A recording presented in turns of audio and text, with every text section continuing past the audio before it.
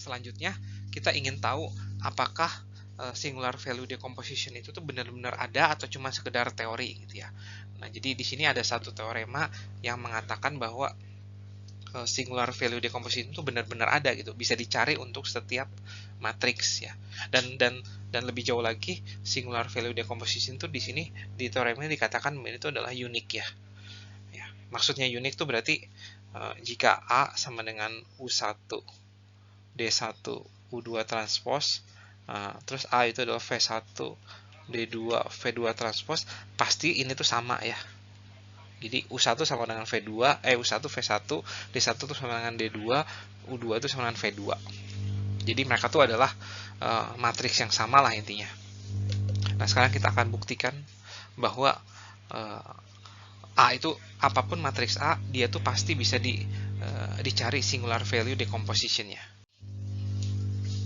Nah, berikut adalah saya sudah tulis 4 statement pertama dari bukti. Ini masih belum selesai ya buktinya. Jadi saya mulai dari matriks A yang berukuran M kali N, tapi di sini M-nya itu yang lebih besar dari N. Nah, kemudian saya definisikan S, A transpose kali A, maka telah dibuktikan ya dalam lema-lema sebelumnya bahwa S itu simetris dan definite positif.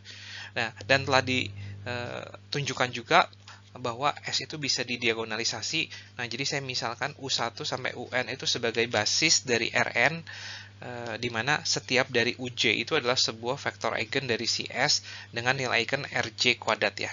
Nah, di sini kan nilai eigennya nggak harus ada N sih, jadi mungkin aja ada Rj yang sama ya.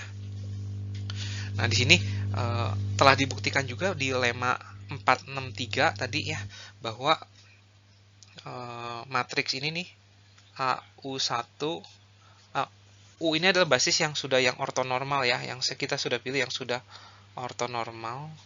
AU1, AU2 dan seterusnya sampai AUN itu adalah saling ortogonal ya. Nah, jika nilai eigennya itu beda ya. Kalau U1 sama U2 itu punya nilai eigen yang sama, berarti mereka nggak saling ortogonal sih. Tapi nilai eigennya sama. Kemudian kita definisikan ini karena itu panjang dari AUI itu adalah RI, maka definisikan vektor W ya. Saya vektor WI yaitu adalah seper RI dikalikan ini AUI. Oh ya, AUI itu kan A itu adalah matriks M kali N ya. Ada M kolom ya, M kolom nih, M kolom dan N ada M baris dan N kolom. Maka UI itu ada di Rn ya. Maka AUI ini ada di Rm ya. Jadi si AUI itu adalah saling ortogonal di Rm ya. Jangan lupa maksudnya. Nah, kita definisikan WI itu berarti ada di Rm ya, itu adalah AUI dibagi RI. Kenapa saya bagi? Karena biar panjangnya WI itu 1 ya, tujuannya tuh itu. Nah, maka panjangnya dari WI itu sama dengan 1. Nah, kemudian saya akan pandang sebuah himpunan nih, himpunan di Rn ya, di Rm sorry ya, W1, W2 dan seterusnya sampai Wn ya.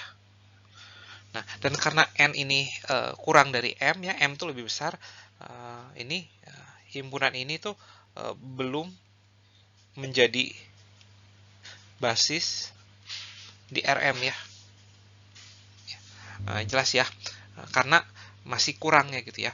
Oleh karena itu kita bisa extend ini nih ya, extend ini menjadi W1 sampai WN, terus ada WN plus 1 dan seterusnya sampai WM. Nah, ini menjadi basis di Rm. Nah, ini basis yang orto normal ya. Kita pilih, kita extend itu menjadi basis yang ortonormal. Pasti bisa karena ada proses Gram-Schmidt. Nah, sekarang kita sudah siap untuk mendefine U1, D, dan U2-nya yang akan saya define di slide berikutnya. Nah, sekarang kita siap untuk mendefinisikan apa itu U1, D, dan U2 ya. Nah, perlu dicatat bahwa ukuran dari U1 itu adalah M kali M, ukuran dari U2 itu adalah N kali N ya. Nah, oleh karena itu saya akan memilih U1-nya itu adalah ini adalah W1, W2 sampai WN, WN plus 1, dan seterusnya sampai WM. Ya, kemudian saya pilih U2-nya. Mungkin Anda sudah bisa tebak, U2-nya itu adalah U1, U2, dan sampai UN. Nah, maka U1 sama U2 itu udah pasti matriks yang ortogonal ya. Karena U1 dikali U1 transpose pasti jadi identitas, dan U2 dikali U2 transpose juga pasti jadi identitas. Nah, matriks D-nya itu apa? Nah, matriks D-nya itu ukurannya M kali N ya, ada M baris dan ada N kolom ya. Dan elemen-elemen diagonal dari matriks pseudo-diagonal ini tuh adalah R1-nya. Jadi bukan nilai eigen dari si S. Nilai eigen dari si S kan R1 kuadrat, R2 kuadrat, dan seterusnya. Tapi yang isi dari matriks D itu adalah R1-nya ya. Jadi R1, R2, sampai Rn. Sisanya 0 semua. Nah, langkah terakhir yang perlu kita lakukan itu adalah apakah benar A itu sama dengan ini nih. Nah, kita akan kalikan. Nah, untuk membuktikan bahwa benar bahwa U1 dikali D dikali U2 transpose itu adalah benar A, saya cukup mengalikan setiap elemen dari Rn ya. Kan Rn itu kan basisnya kan U1 sampai UN ya. Jadi kalau saya berhasil membuktikan bahwa U1 D U1 transpose dari U1 itu sama dengan A U1, maka terbukti ya.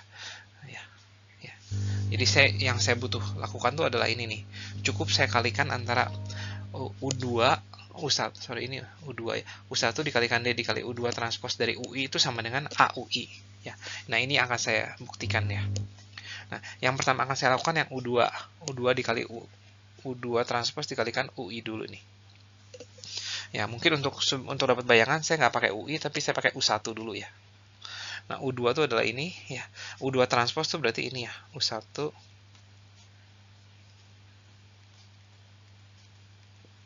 kalikan U1 ya. Nah, hasilnya itu apa? Nah, ini menjadi U1 transpose dikalikan U1 sampai UN transpose dikalikan U1. Nah, dan karena mereka sudah saling ortonormal, ini jawabannya 1, 0, 0.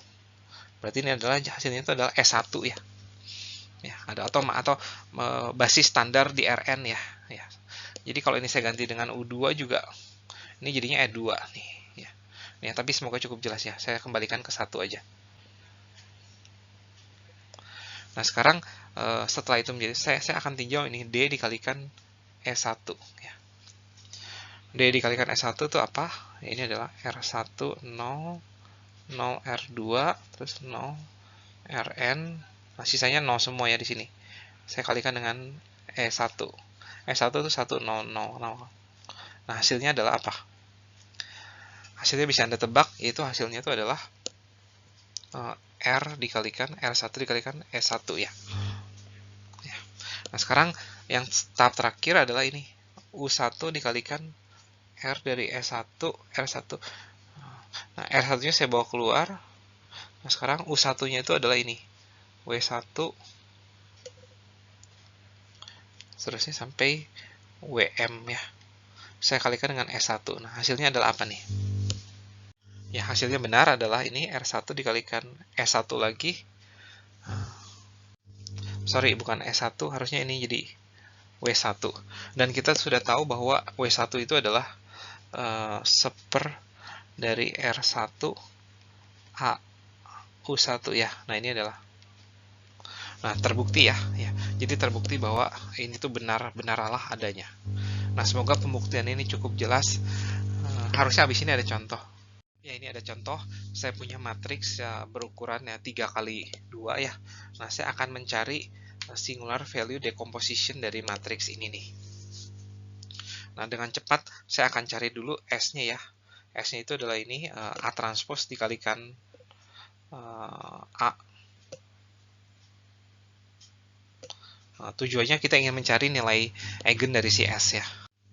Nah, saya sudah dapat matriks S-nya. Nah, sekarang saya akan cari nilai eigennya. Saya juga akan cari dengan cepat ya. Silakan Anda coba cari sendiri. Dan nilai eigen dari si S itu adalah ini. R1 kuadratnya itu adalah, jadi R1 kuadrat itu adalah nilai eigen yang pertama, R2 kuadrat itu nilai eigen yang kedua dari si S ya. Adalah 1, dan ini adalah 15. Namun biasanya ada aturan tidak tertulis untuk singular value decomposition. Biasanya nilai eigen yang pertama itu adalah nilai eigen yang lebih besar ya. Berarti ini saya pilih 15 dan ini 1. Nah, sekarang saya akan mencari vektor eigen yang berkaitan dengan nilai eigen 15 dan vektor eigen yang berkaitan dengan nilai eigen 1 ya. Untuk R1 kuadrat sama dengan 15, saya akan mendapatkan ini 3 dikurangin 15 itu adalah min 12, 6, min 3 ya. Nah, ini dapat dengan cepat, saya dapatnya ini nih. Berarti nilai eigen yang pertama adalah 1, 2, dan untuk nilai eigen yang kedua yang sama dengan 1, nah ini bisa dicari yaitu 26, 3 kurang 1 kan 26 ya, 6. Oh sorry, saya ada kesalahan, harusnya nilai eigen yang kedua itu bukan 1 tapi 0 ya. 0. Berarti 36 sama 6, 12. 1, 2, 0, 0. Berarti nilai eigen, vektor eigen yang berkaitan dengan nilai eigen 0 itu adalah ini ya, 2 min 1. Nah, ini adalah, nah kita akan lakukan normalisasi ya supaya mereka bisa menjadi basis buat R2 ya. Jadi U1 itu adalah sekarang adalah 1 per akar 5, 2 per akar 5, nah ini, dan U2-nya adalah ini 2 per akar 5 dan min 1 per akar 5. Nah, ini adalah U1 dan U2 ini akan menjadi matriks U2-nya ya. Yang menjadi matriks U2 dalam singular value decomposition kita ya. Nah, kemudian kita akan mencari matriks W-nya, matriks U1-nya. Matriks U1-nya itu berarti kita harus mencari A dikalikan U1 dan A dikalikan U2 ya. A dikalikan U1 itu adalah, nah di sini saya sudah mencari A dikalikan U1 dan A dikalikan U2 ya. Nah, namun ada masalah di mana di sini A dikalikan U2 itu hasilnya adalah vektor 0 ya. Nah, namun ini tidak menjadi masalah. Kenapa? Karena kita bisa extend nih, ini kan salah satu basis di R3 ya.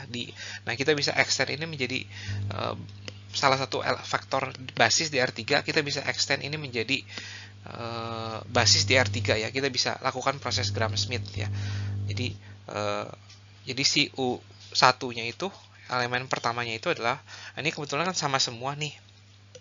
Kita lakukan normalisasi menjadi seperti ini ya, 1 per akar 3 ya.